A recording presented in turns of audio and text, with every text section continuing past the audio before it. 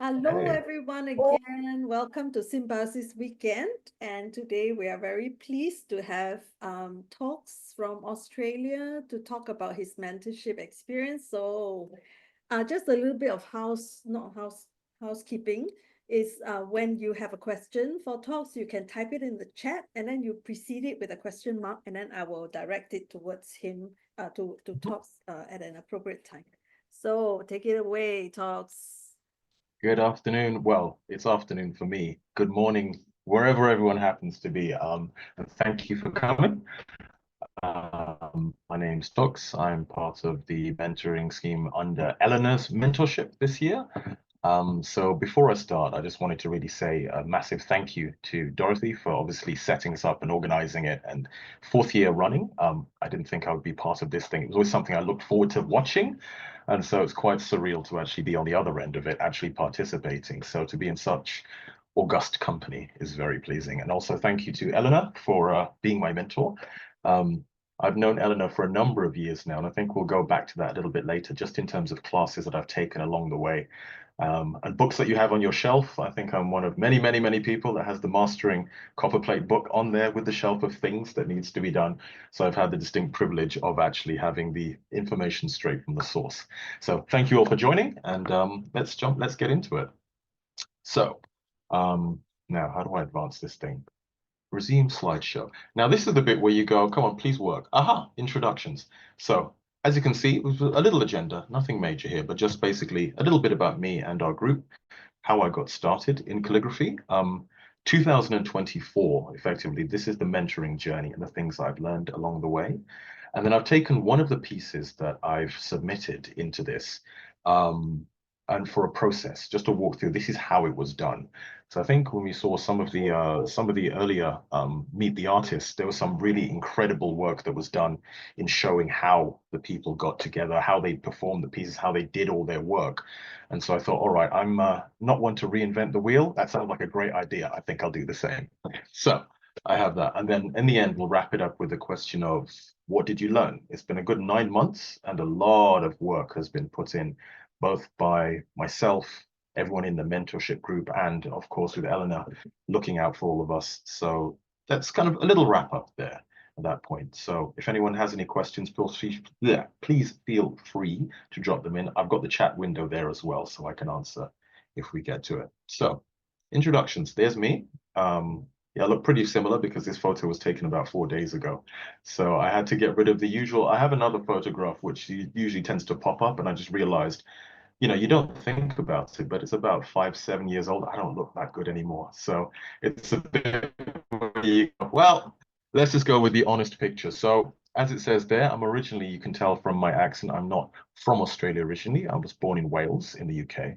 Um, and I've lived in the UK, in Switzerland, and now for the past decade, I've been living in Australia.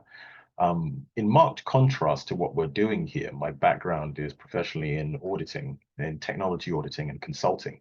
So it couldn't be further from what we're doing here. So this is how I keep my soul on the right side of the line. Go and do consulting and stuff for the evil empires. And on the other side, you do something artistic. So hopefully it evens out. Hobbies and interests, music, photography, calligraphy.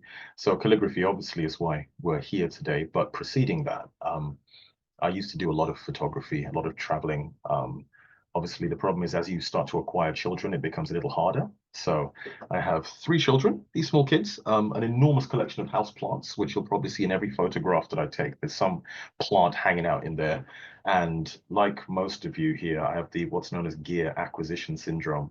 So there is not a pen I haven't bought, not an ink I haven't collected, a stack of paper, all of the things.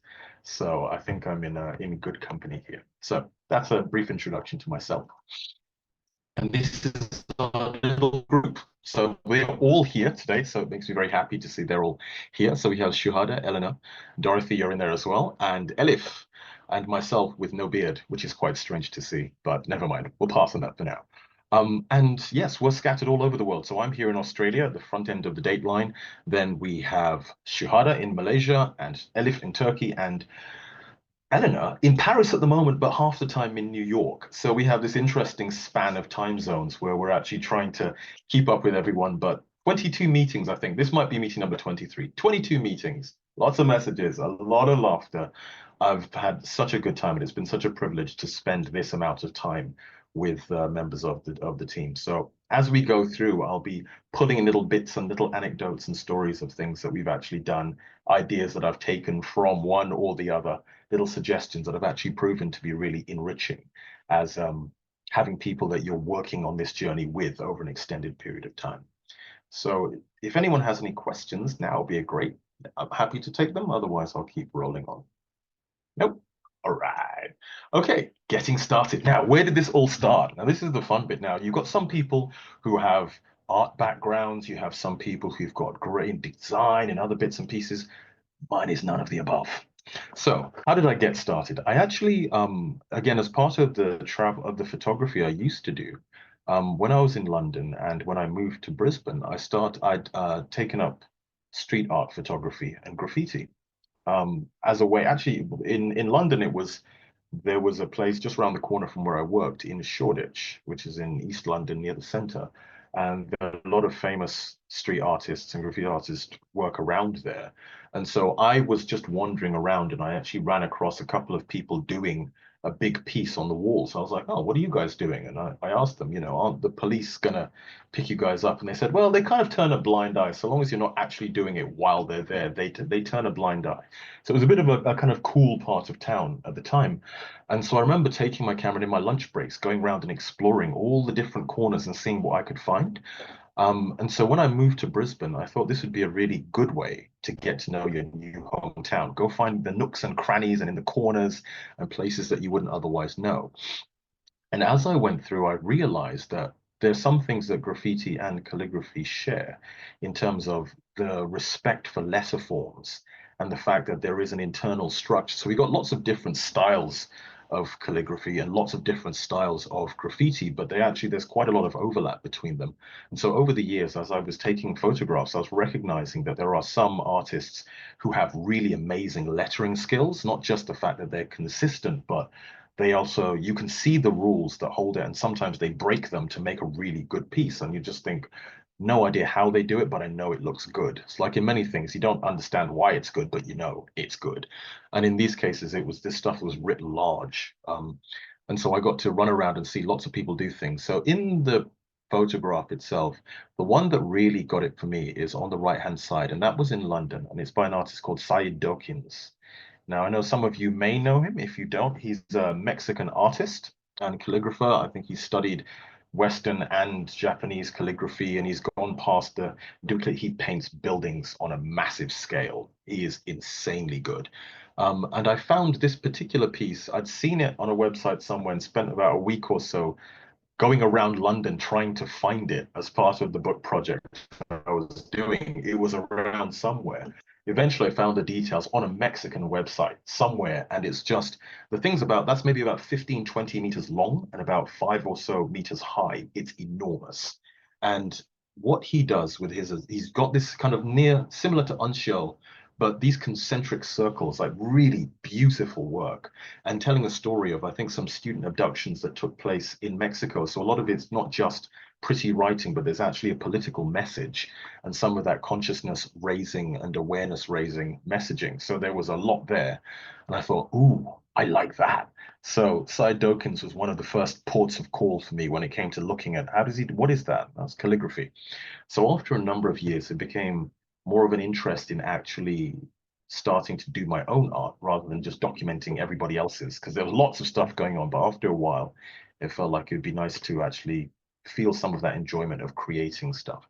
So I thought it would be quite fun to have a little retrospective. Let's take a look back. So I started in 2019. So as you can see, what we have on the left-hand side there is my very first attempt at doing calligraphy.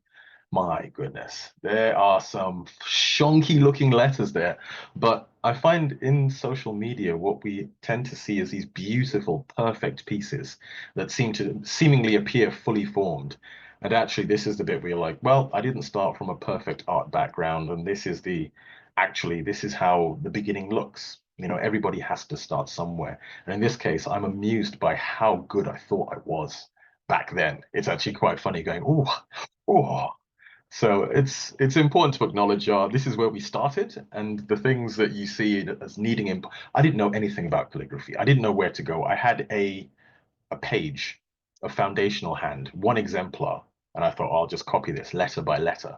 So that was 2019, January, I started. I put it down for a bit and then picked it up in Inktober, which is the October art. I think it's a program that's run every year with a daily set of prompts for artists on a theme. So I thought, all right, I'll take the word of the day and I'll try and write it out in calligraphy. As you can see, yeah, mixed results, but let's put that down to the fact that was 2019's Toks. So moving into 2020, by this point, I'd started doing foundational hand a little more consistently. So you can see a year later, it's looking a little bit more like there's some hope and there's some structure and there's some consistency. And at the time, obviously, COVID arrived at the beginning of 2020, and it made quite a difference because being relatively new to calligraphy, I didn't know where to learn. I'd seen this one sheet online. So one benefit of COVID, if it can be said a benefit at all, was that a lot of lessons that otherwise would have been in person suddenly came online. And so being able to find people on Instagram and have, oh, we're going to be holding this class on Zoom, suddenly it's like, hey, you can actually study with people that you are. I have no idea if I would have been able to study with them if it hadn't been for the fact they were going online. So 2020 is where it's kind of started picking up pace.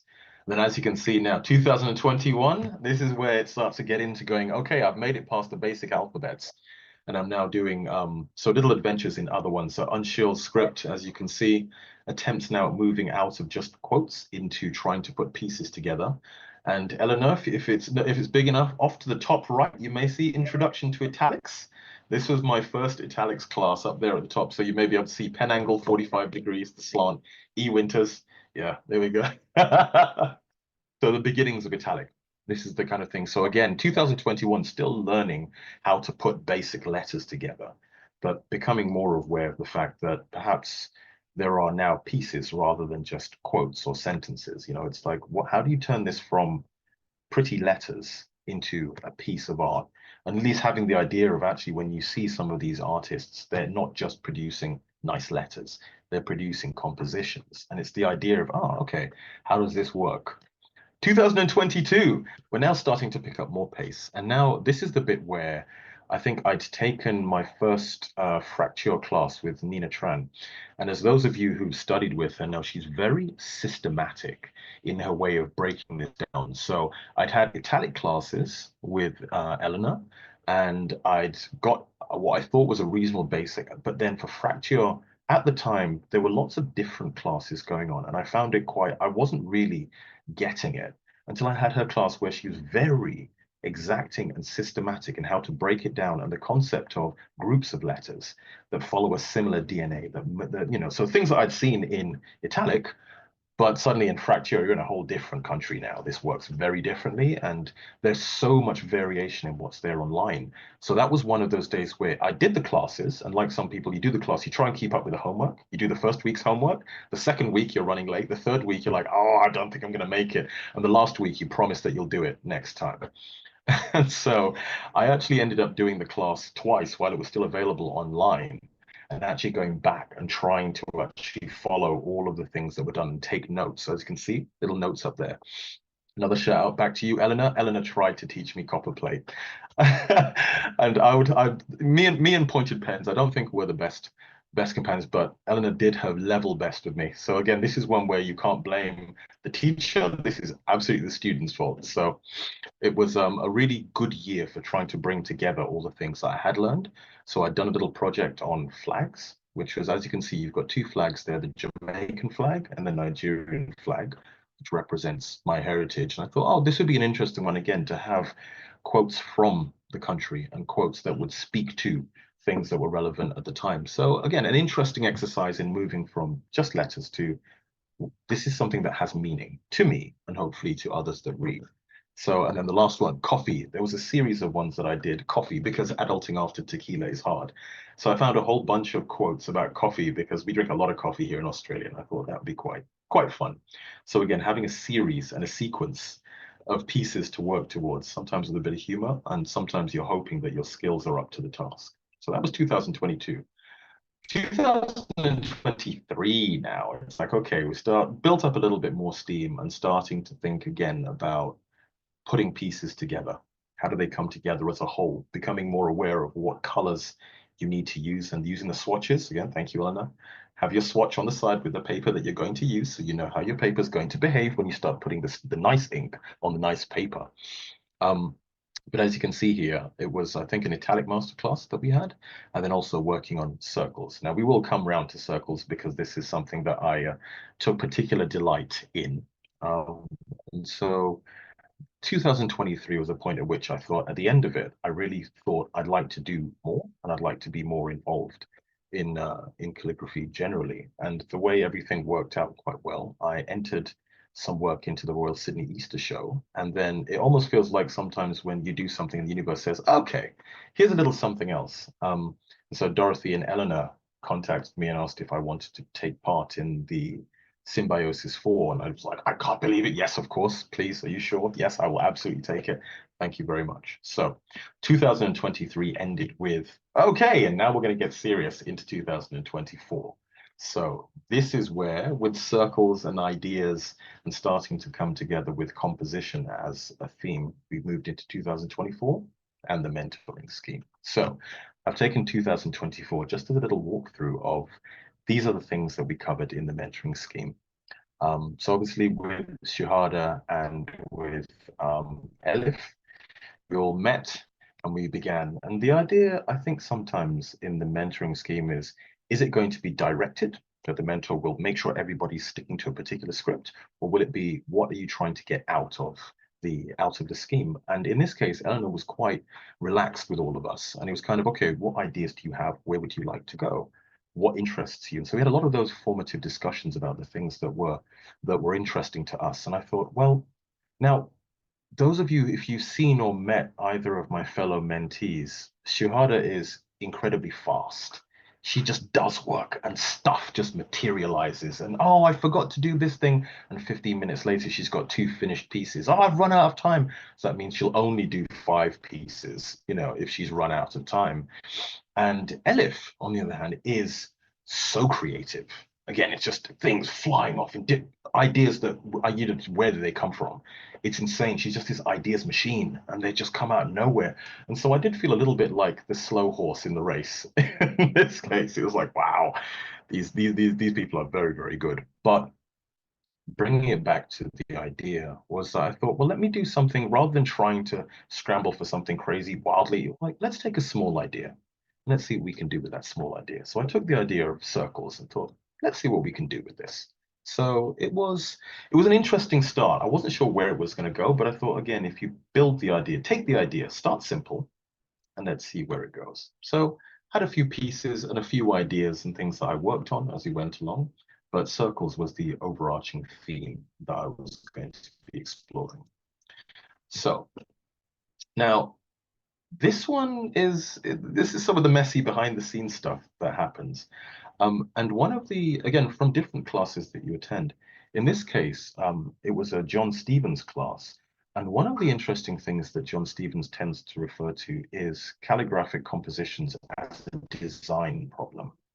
How do you get the different elements of your calligraphic piece to sit together? How do you do the title, the lockup, the script that you're planning on using, your attribution, any other decorative? How do you get all of that to harmoniously sit together as a whole piece rather than a collection of letters? So one of his quotes, I think, is, yes, anyone can write a good letter, but can you write a good page?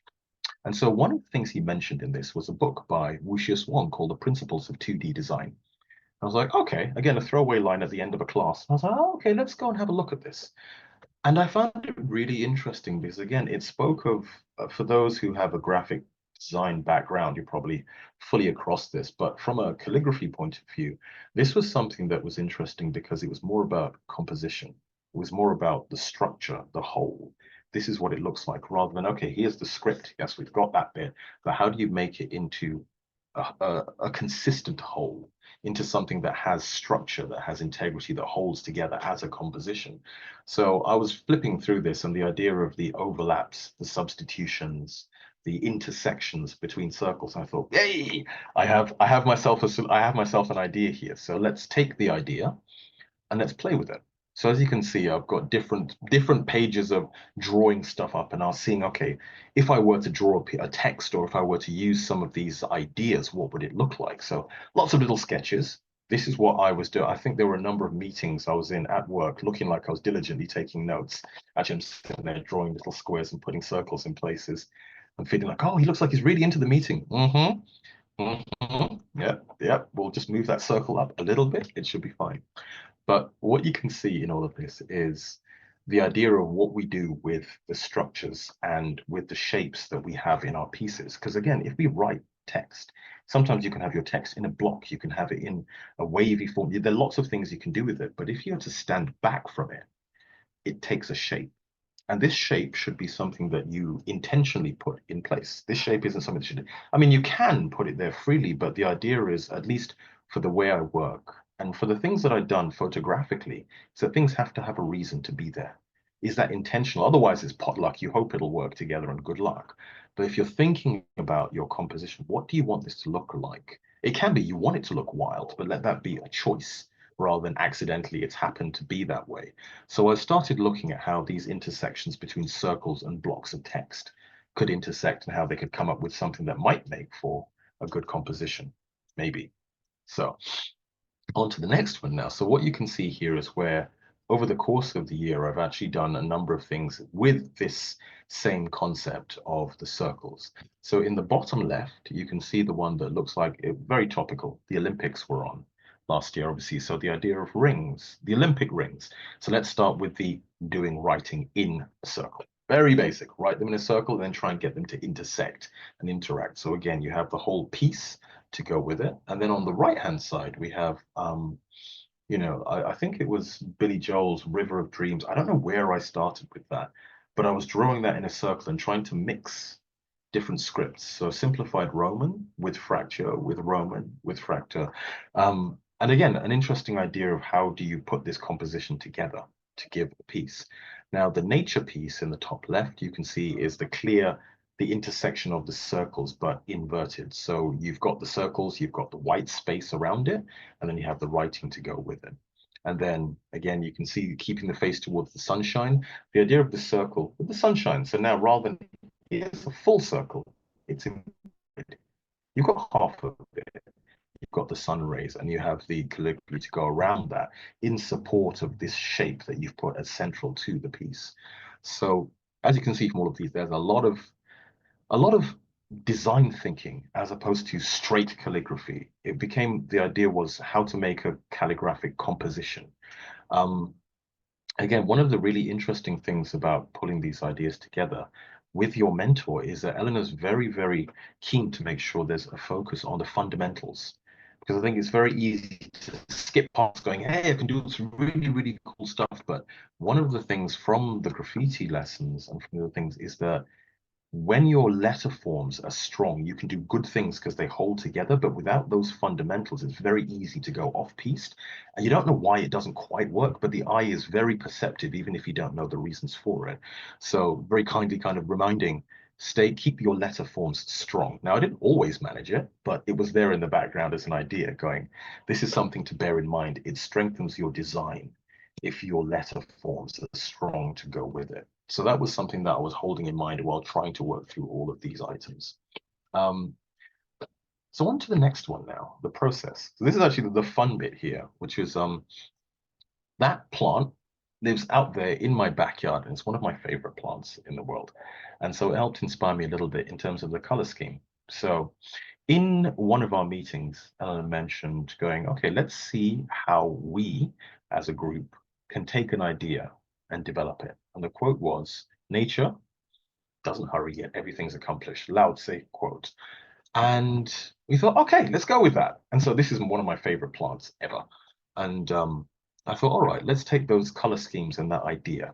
Let's go with that. So while looking at an idea or looking at design, another thing that came through in the scheme was the question of how do your design choices hang together from the meaning of the quote that you're doing to the text that you've chosen to the colors that complement that or not, as the case may be. So literally thinking about all the design structure elements that go together to make this harmonious whole. So I've got the tools and the materials, the structure, overlapping circles that have already been chosen, but then the design notes, which we'll come on to in a bit, I've got a tendency to write at length. I'll make a piece and then I'll critique it and critique it and critique it. So I've got essays of stuff that I've written about it. But then the colors. And the reason this plant is in there, because I took those browns and greens as the basis for my point. And so I'll walk you guys through, this is what the process was for the development of that piece. Now, as you can see, there are various bits and pieces. We have the cutting board, we have the drawing board, we have the draft, we have the notes, we have the, I mean, you can see in the top left hand, there's a little book, a notepad, and then you can see other notepads in the back. So these things here, Rhodia dot pads, 20, let me see, what are they? 2024. I think for this scheme, I have 5 of these completed. So they're A4 pads, and that's not all full of amazing work. These are sometimes sketches, ideas, attempts to actually think of something, scrap it, next page, move on, a lot of writing. And I'll come back to that in a bit because it sounds better. In theory, I'd say it sounds good, but I think they're actually, sorry, no, not 5 rodeo pads for one piece, 5 rodeo pads for the mentoring scheme. No, that would be, oh, dude, you need to just get a little better at finishing things. If it took 5 pads to get through one piece, you'd be like, we need to just, maybe he missed the point slightly. So anyway, so as you can see, there's a lot of trying to get the composition to work properly. So drawing the piece up first with the circles and the text and saying, okay, does this work? Now, on the right-hand side, what you'll see is a lot of R's. Now, in Roman capitals, well, there are certain letters that everybody finds hard. I think personally I found all of them. And in particular, S's, R's, Q's, O's, they're all some of them because there really is nowhere to hide in these. So in order to actually get some of this work done, I needed to actually focus on those weak letters. So you can see there were a lot of attempts at trying to get the R right. And that's just one of the pages. So you see with this 5 pads, this is easily how 5 pads get used up as you try again and it isn't quite right and you do it again. And so it's just a lot of trying to get the design right. The actual calligraphy itself didn't take as long as the design and the working out all the small bits and pieces as we went along. So again, it was that process of once you've got it right, you've done the measuring. I think in clothes tailoring, they say measure twice, cut once. And in this case, I've rushed ahead with pieces previously, made a mistake, and then had to go back because I didn't measure something properly. I didn't consider how it should be. I'd done it in a practice pad, so surely that would be the same. It's not.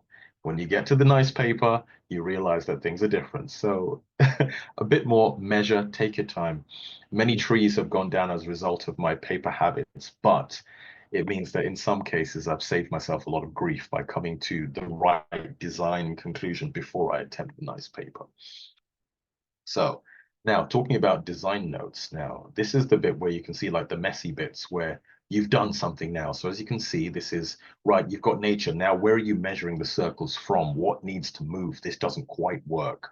Doing it on the A4 paper, move it along. Okay, so make notes because it's amazing how after a week or two, you really forget what you were looking at. You forget the pen you were using, the ink you were using, the particular combinations, what was annoying you about that thing that you can't see anymore. So sometimes it's a case of, okay, while it's fresh in my head and my annoyance levels are high enough to motivate me, I will write down what's wrong with this so I can come back to the next version and do it again. Hopefully, when you make that second adjustment, you'll be able to see, okay, here's something that didn't quite work. Let's try it again, or let's try doing something different with it. So as you can see, there are little notes in there about stuff. So things that I discovered while doing it, or while making each of these nice pieces. Oh, shout out to you, Shahada. Cold press paper. I love the texture. So writing on cold press paper to give you that textured work, absolutely, I'm a big fan.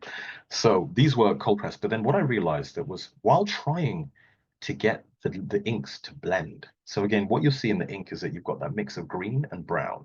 And that was done by putting green ink into the pen and then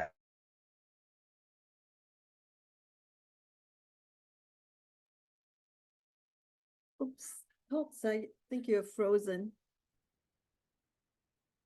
Hello. Oops, oh dear. Technical difficulty. I'm going to pause the recording. Okay. Okay, thank you very much. Now I'm going to attempt to share once again, and hopefully there'll only be one of me. Let's go. Screen share. Now, can everybody still see my screen?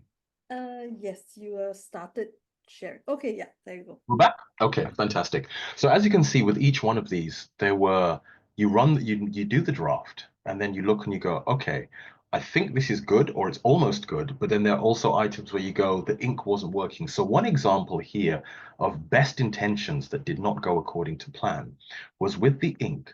Now, with the first paper that I was using, so the cold press watercolor paper, was that the ink I was using was bleeding into the paper, so the lines weren't as crisp as I wanted them to be.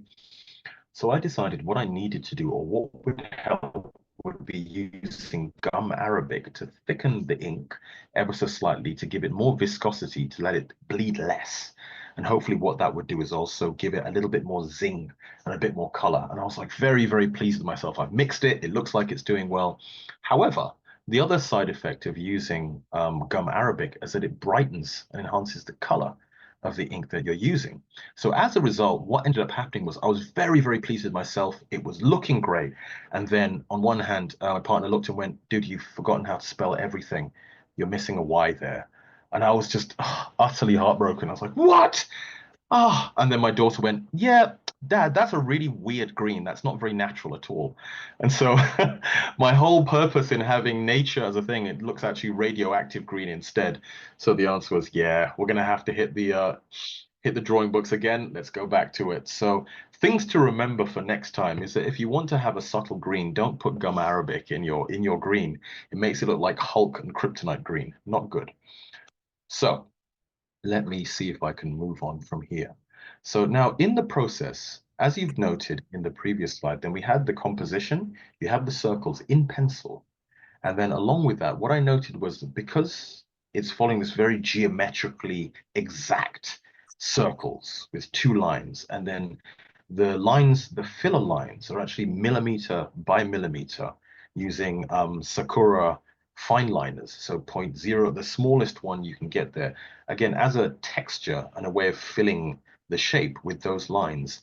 And one of the choices that I was making was that one of the reasons I love fracture is that it's not as rigid as textura, black letter. It's got some curves, it's got some character. You can do a little bit with it.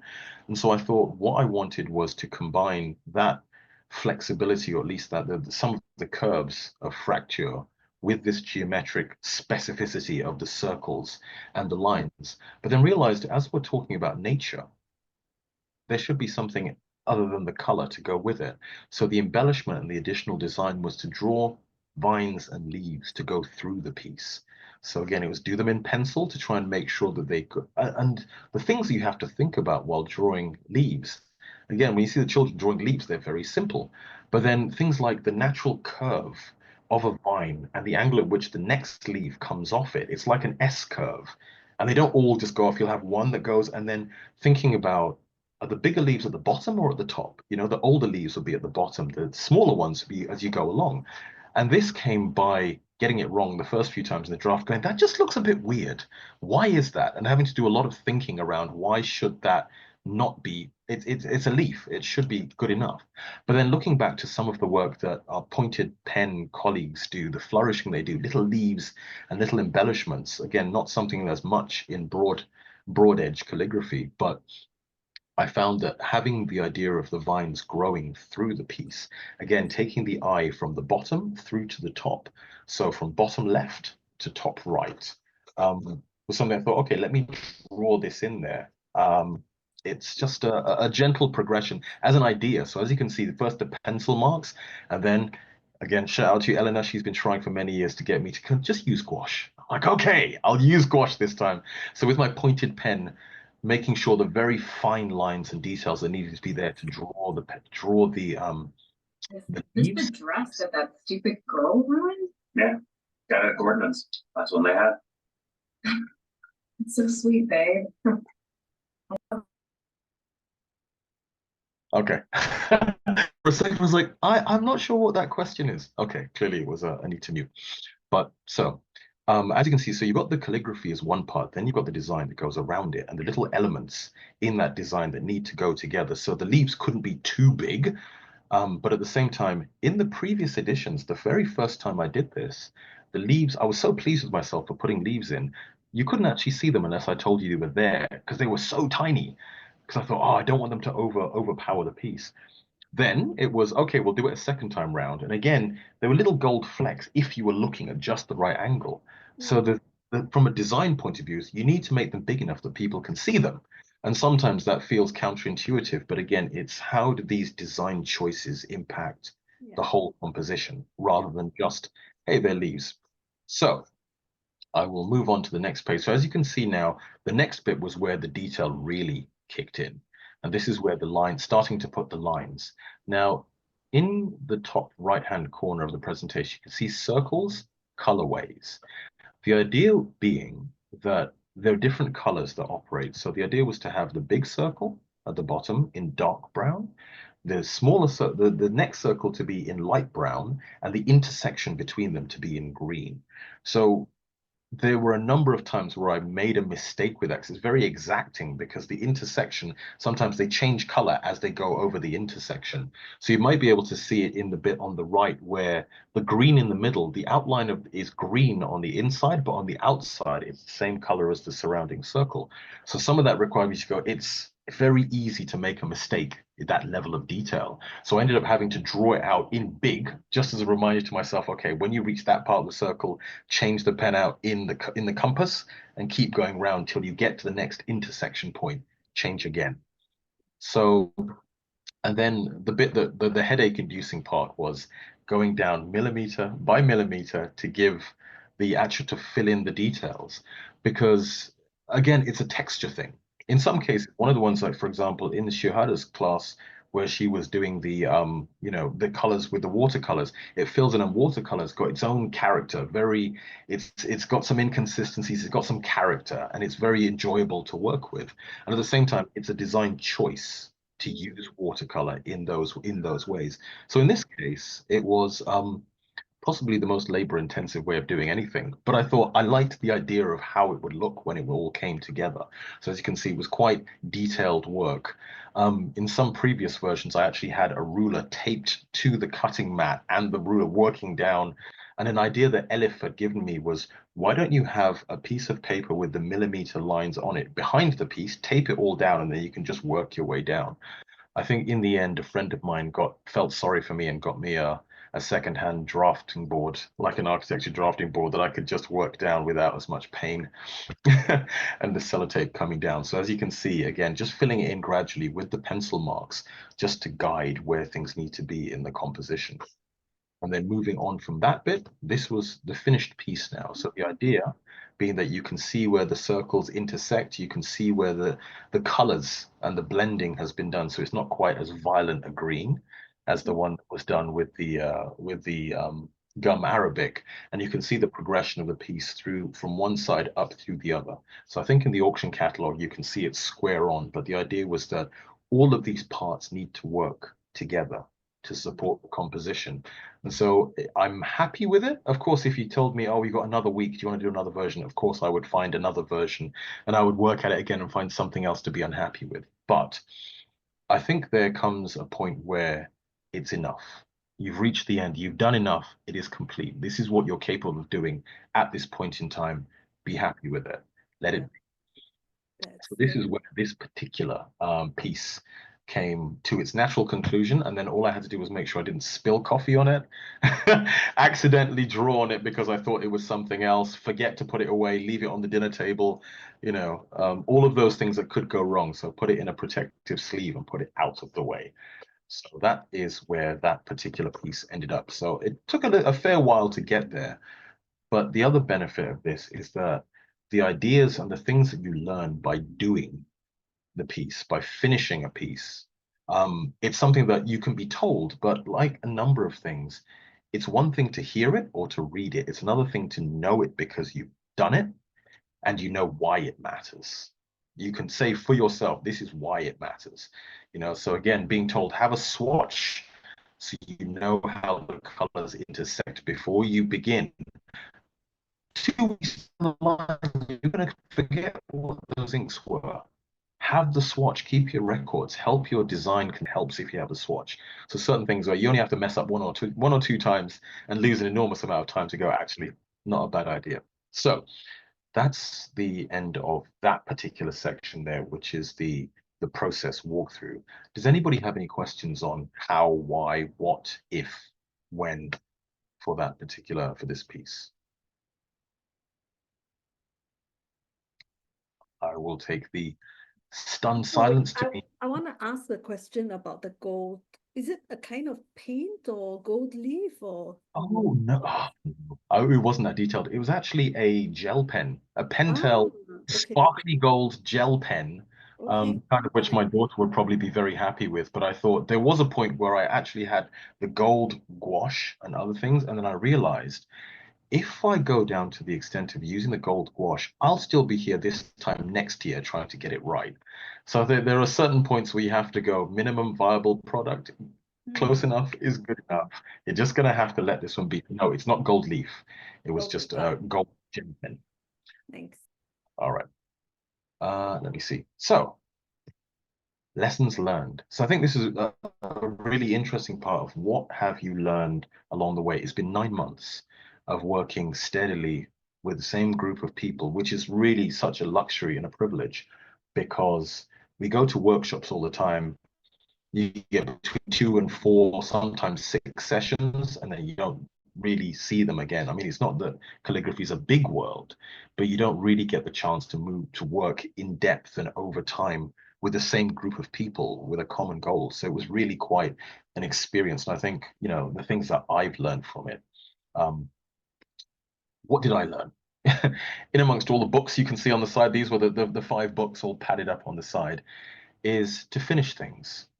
Now, going back to that point about, oh, so many books, is that if you're a perennial practicer, you do lots and lots and lots and lots of practice, but you don't actually get round to finishing anything. You keep practicing, you draw up lots of stuff, all the great ideas in the world, but there's something very satisfying about taking a piece of work to its conclusion. I can't find who said this, but it was a quote was, life is short, use the good paper. You know, and it really is that kind of let's do the piece, finish the piece. I think there was something, there's a lady, a Spanish lady called Martina Flor, who has a podcast called Martina Flor's Open Studio. And one of the things that she mentioned was having a portfolio. And that means you need finished work to actually show people what are you capable of. What does that mean? And so you have to take your work to finish. So as someone that does lots of notes and lots of scribbles and lots of practice, one of the things that was most important on this scheme was take it to completion, finish the work. The bit where you put it down and you walk away and go, I'm done. This is great. Put it away. Take a breather. Go do something else. So there is that quiet satisfaction and also that question of perfection. It has to be absolutely perfect. Maybe it doesn't need to be perfect. Maybe some of the imperfections are what gives it character.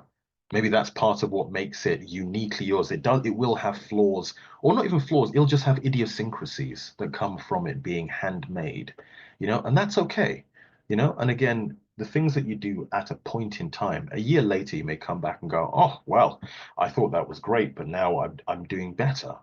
But this is who and where you were at that point in time. And it's important to make your peace with that. Own it. This is who I am at this point. So going back to what I was doing, my retrospective at the time in 2021, I was like, this is great. Look at the work. Now I'm a little bit more like, ooh, huh.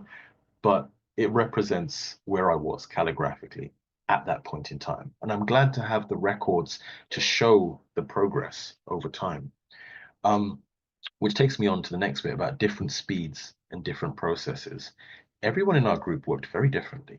So as I kind of mentioned before, Suhada is just so fast. It's insane. She just whips out these pieces like she wasn't even trying. And it's just kind of, where did that come from? Just another one, another one. You're like, oh my goodness.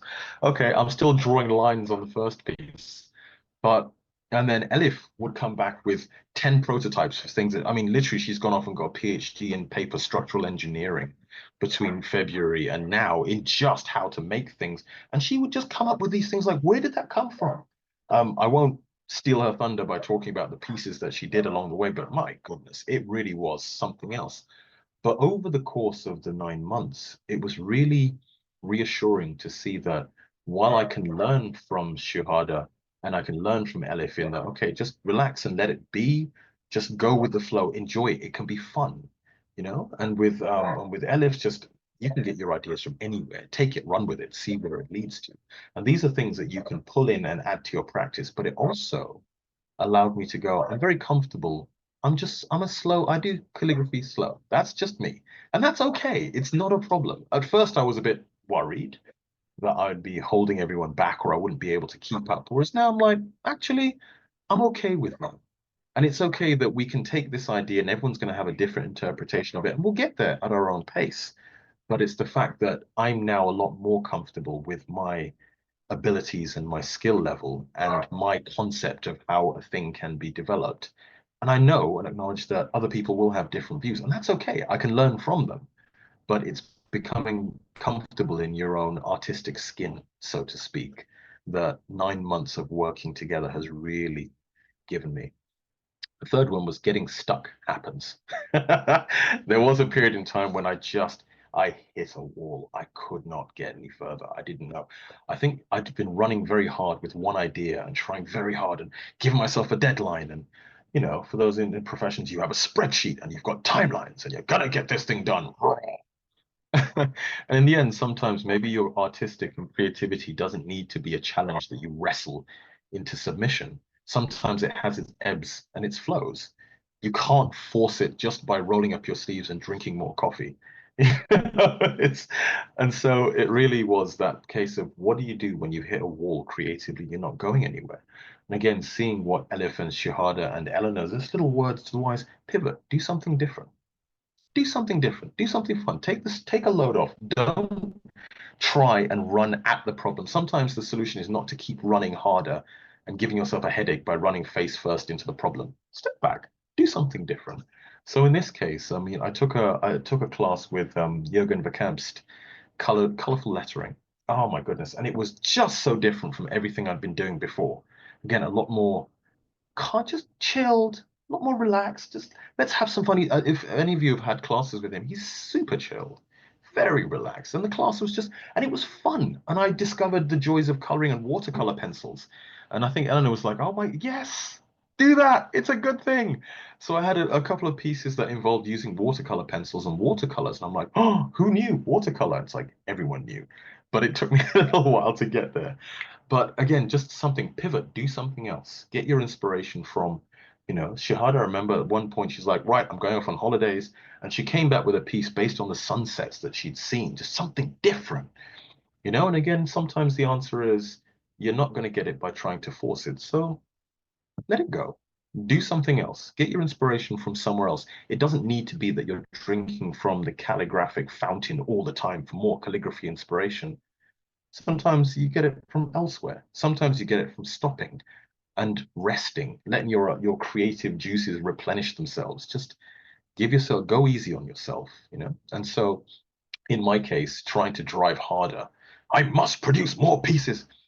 Maybe you don't. Maybe you just need to just take a break and do something else. And that is something that I find was very useful in how I frame some of those creative challenges, because creativity, I'm finding, is not something you can turn on or turn off or just will into being. Sometimes you're just tired. Sometimes you run out of steam. And sometimes you need to do something different. Go with it. And then the last one, the calligraphic community is very, very kind. Everyone's been very, very supportive. People who you've studied with, people who you ask questions to online, just asking your teachers questions. Because I think again, it's just a whole screen full of people with their videos off. It's like I can imagine that being quite hard to interact with and to have people go, is there anybody there? Is anybody listening? And again, given the time zones, it's not always possible to be there, or you have other things going on in the background. But actually asking questions for the things that you're doing. There's no substitute for doing the thing. And now I'm kind of looping around here, going back up to finishing things, but reading about a thing or listening to someone talk about a thing is not the same as doing the thing. And when you do the thing, you'll find that the questions that are relevant to your practice make themselves known very quickly. You'll find the question, why can't I do this? You know, so again, it's that question of taking part. And then I've never found a teacher who has been irritated by being asked a question. You know, it's that sense of you're participating and they enjoy your participation. And you can help yourself by getting answers to the questions, but you have to do the thing. You have to do the thing. So again, finishing things, do it. Take part in the classes, ask the questions. You know, the teachers are human as well. They do enjoy having the interaction from other people in the screens. So it's been a very, very educational 9 months. And I'm hoping that the things that I've learned now might mean that fewer trees have to die for me to get to a finished piece. But also that a lot of the things that I've learned from both mentor Eleanor and from Elephant Shihada, I'll be able to take into my practice for the year to come. So that I think is the end of my presentation. Sorry, no, tell a lie. Sources and inspiration. I'll leave that there just because there are a number of things and books and podcasts and people who have been just where you get some of the ideas from for some of these calligraphic pieces. So again, the principles of two-dimensional design, calligraphy and lettering by Christopher Harness, Eleanor's Mastering Copperplate, Hermann Zapf, some of his work, Friedrich Neugebauer, The Mystic Art of Written Forms. Again, just things that you hear about from different classes of people. So if you're fortunate enough to get your hands on them, sometimes you won't be able to digest all of it in once, but it's so full of gems and ideas. So again, from I think it was Yuniki Anand who was saying you need to also study. It's not enough just to practice the thing that you know. Sometimes you need to have new things poured into your head. And sometimes you get that in classes, but sometimes it's in the books that are available. And so people talk about them, and I'm sure every teacher you have will be quite happy to point you at reference material, you know, things that might help you at that particular stage in your journey that you are. So podcasts, the Calligraphy Masters podcast, interviews with the great and the good of calligraphy. It is great. They're really long podcasts, but you can really get to understand some of your heroes and heroines in that podcast. And again, with the calligraphy podcast, which unfortunately I don't think is going, but there's still a number of interviews with people about just method, how people run their businesses, what to do when you get stuck, and so on. Martina Floor's Open Studio, she's more lettering artist than calligraphy specifically, but she does interview people who are calligraphers, like Maria Montes, who used to live in Australia. I think now she may be in Spain or she may have come back, but she was interviewed and it was a really interesting podcast. And the Ink Tank by David Grimes, or Mass Grimes, as he's known on Instagram. Again, just these deep conversations about calligraphy that just might give ideas, and hearing other people talk about them and talk about things that you may not be aware of, but are always, for us, fascinating. And now with the artists on Instagram, there are far too many to put down. There are far too many. And so I just put a couple or a few there that were relevant for this study for myself, with circles in particular. So these ones here, it's not a kind of, these are my preferred or my favorites, but these are people who have done work in circles and stuff that I've drawn on. So Susie Berenger, for example, Penstroke Studio, a lot of her work, very simple, very beautiful, and very circular, you know, stones, circles, and so on. Monica Fahlman, The Joy of Creating. Again, if you don't know her work, you need to get across it. She's incredible. I think she's an engineer by training, and I don't think there's anything she can't do. Tatiana, I don't know how to pronounce her name. Nenu, sorry. You're on mute, Dorothy, but you know who I mean. Litera Pro. And I think she lives in Greece at the moment, originally from Kiev, Ukraine. And she was doing some beautiful circular work in Cyrillic alphabet. So there are a number of years back, but again, just looking at the beauty of her compositions, it was just something else. So again, so each one of those there, they've all done different things in circles that I found quite inspiring. So now with that, I'm finished. Does anybody have any questions, anything they'd like to ask? Um, please feel unmute yourselves or jump in the chat. Any questions for Toks? Feel free to just jump in. That's a very good presentation. I enjoyed that so much. You have done so well, fantastic work. Drawing those lines is not a forgiving feat. Oh yeah. Yeah, there are many, many that didn't make just losing concentration and drawing a line through something and just like, oh, here we go. So I did learn some things. I think Eleanor once did teach the idea of having a razor and scraping something clean. If you've made a mistake and it's not too bad, how you can fix it, just about. But so one or two attempts were fixed by virtue of doing that. But yeah, I think my next direction might be slightly more relaxed, perhaps. A little more watercolors, some things that don't involve as much architectural precision and a bit more fun. Not to say they weren't fun, but it's a different exercise. Yeah. If you don't have questions, you can have comments. So feel free. Maybe Toks, you want to unshare your slides. Yes, absolutely. Sorry, I will stop sharing. No, no worries. No. Yeah. Let's remove spotlight so we can see everyone. Mhm. Oja says, thank you, Toks, for a fantastic presentation. Your resilience is inspiring. Oh, thank you. Well done. Yeah, it's And I don't know. Susan I mean, wants to say something, I think. Susan, were you going to say something? oh, you're still I on was mute. just say to that, sharing your references was probably the best to wrap up and presents another way for a connection and community. So you've made a link for us to look at other calligraphic artists that inspired you, or you from your insight feel it's important. So kudos to you for an excellent presentation, and we're ever admiring your diligence. I don't know whether I would have done 5 rodeo pads, but everybody has to do the journey. No, you have to do the journey as you feel fit for it. But no, it's excellent presentation that you did tonight. So thank you. Thank you so much, for Susan. insight. Thank you so much. Yeah. Actually, I can say some words. Yes. Hey, Bravo.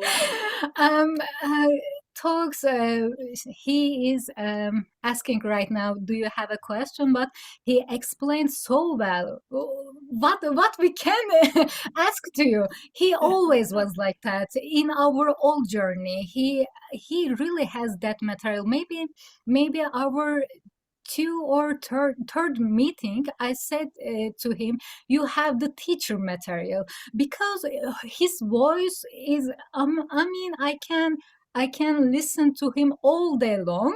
When he says something, for example, when I'm sometimes or usually making panicking, and all the elephants run on my brain all around the way.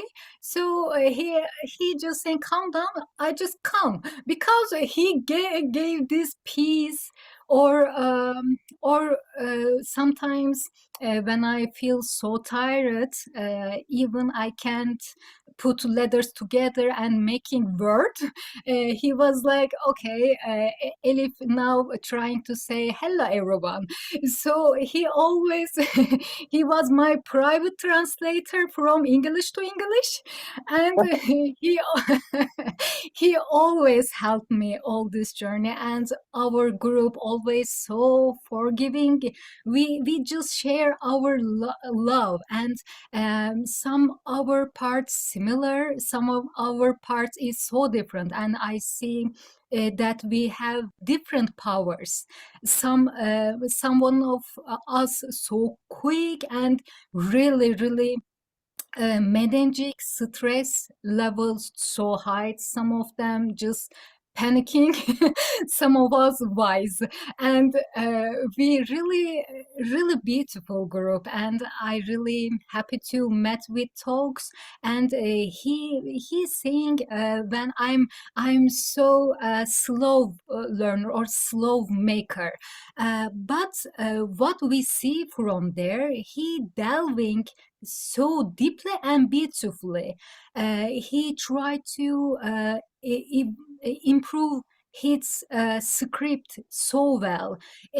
Sometimes we saw he just tried to make one letter time by time, but it's really hard to making.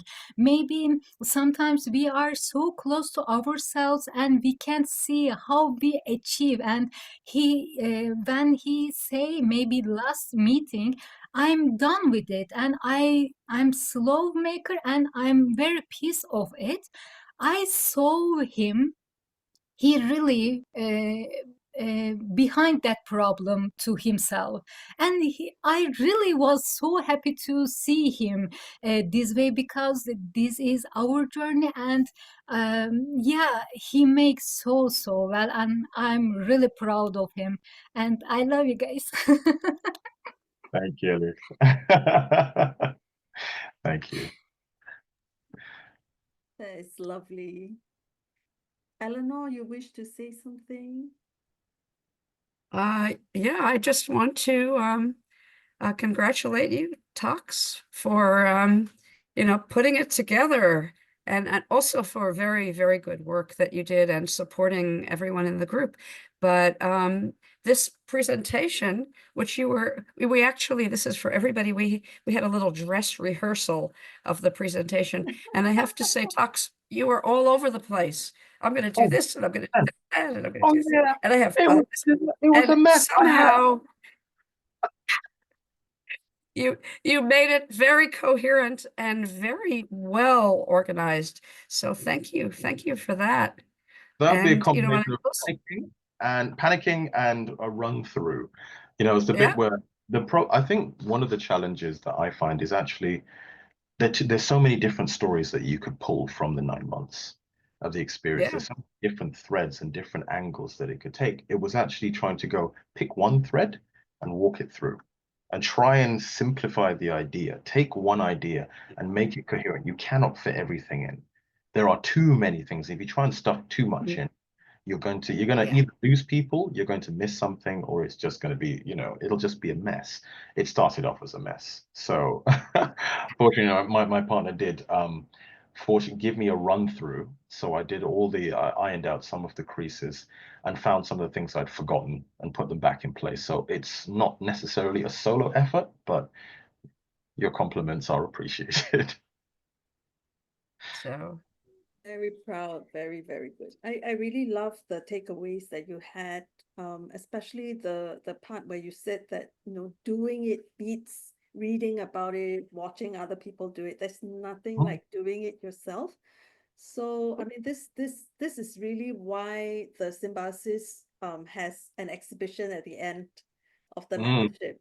Because if you didn't have that, if you were not forced to make pieces, I think the learning would have been very shallow.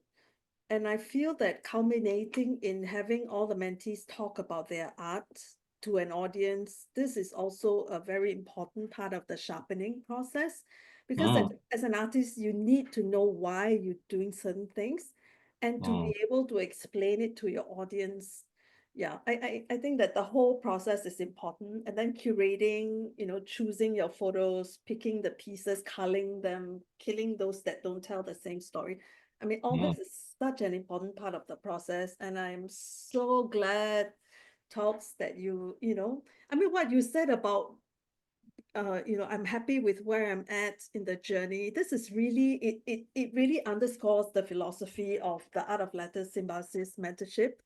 Because we are not like, oh, you'll only join the program if you can be economically viable, you're ready to produce pieces to sell. And that's really not it. We are going to embrace everybody who is willing to go on this journey. And you could be a really successful like calligrapher, but when you jump into art making, you find that you're a beginner again.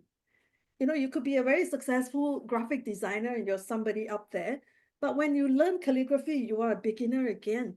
So that willingness to embrace the spirit of a beginner and not to be afraid to start where you are and end where you are and be happy with it. I mean, this is so well said. I wish I could put it in a can and then spray on everybody. It's so good, and I really love that you have taken so much out of this program. I really am so glad. Thank you, Eleanor, for Thank you. letting Toks to us and bringing him, to the foreground so that we can all see him. And so now our eyes are on you, Toks. What's gonna No come out pressure. of you next? No, but thank you, everyone. Again, thank you, all the people who've actually turned up to listen to me talk at length. It's appreciated. Again, the work that's gone into it. I think one of the things that I found the challenges in actually pulling together a speech was it's 9 months of work, and we've done a fair bit of work, and there's been a lot of stuff that's been happening along the way. So again, it's recognizing when you put it all together and you bring your pile of books and your practice papers and you're trying to tell the story, there's so much there. And you realize actually it's been a busy year. 2024 has been full. But I'm exceedingly grateful for the company in which I've spent this year. So thank you all. It's very much appreciated. So good. Suhada, do you have something to say? I just want to say, job well done. I'm very, very, very proud of you. Thank you. I mean, like Alice said, we can hear Talk say every day. I'm always looking forward for a meeting to just, hearing Talk's story. It's very, very nice. And yes, and the presentation was so well, really, really very, very good. Yes, and you always say you're slow, but it's totally different. We see you as a very, very detailed person. And because I rush things a lot, but seeing you work, jot it down, put it in books, it actually, became part of my practice. So that true enough that 2 weeks later on, when you're busy, there's so many overwhelming with life and stuff, you forgot certain things, like even what pen you use, which is very, very true. So like jotting it down and stuff, it's really, really, for me, that's a takeaway that I learned from you. So yeah, we learn from each other. It's like amazing stuff. Thank you, everyone. That's great. And I'll just like to add, I mean, Talks, you're very systematic in the way you think about things and the way you present it, the way you even do the works. There's a system, there's a logic, but I think what you mentioned about the process, like how you took something from Elif, you learned something from Suhada, you learned from Eleanor, you learned from all these different teachers. I think there's something that reminds me of my own experience. You learn from all this and it mixes up into this work. Then when you finally it's all this energy of like, oh, my organization plus this, plus this, plus this. The work is just a moment of time, a moment of everything that happened in that 9 months. Yeah. Yeah. And it comes true. It's so beautiful to see that, So thank you for sharing. Yeah. It was a pleasure. I mean, I'm now feeling a lot more relaxed than I was about an hour. I'm definitely like, woo, it's time to have a breather. But it's really, again, just trying to make sure that in the story you don't forget the people that have helped you get there and the things that you've learned along the way, because none of us did it by ourselves. So sometimes it's a kind word, sometimes it's just an off comment that comes back to you at a point where you need it. Sometimes it's a gentle reminder every single time that you should consider a certain thing. But it's just the interplay of having people who have your back, and you have a group of people who want you to do well, who care about what you're doing, who are interested in what you have to say. And that interplay that I feel it's harder to find, I think, now that things are a lot more things are remote and digital and less in person. So it's actually really something that I appreciate more, given the fact that it's not as easy to find. So yeah, I feel very, very fortunate to have been able to participate. So I'm like, yeah, wonderful. Thank you. Thank Well, you. I think I'm going to stop the recording here, and then we can continue to chat.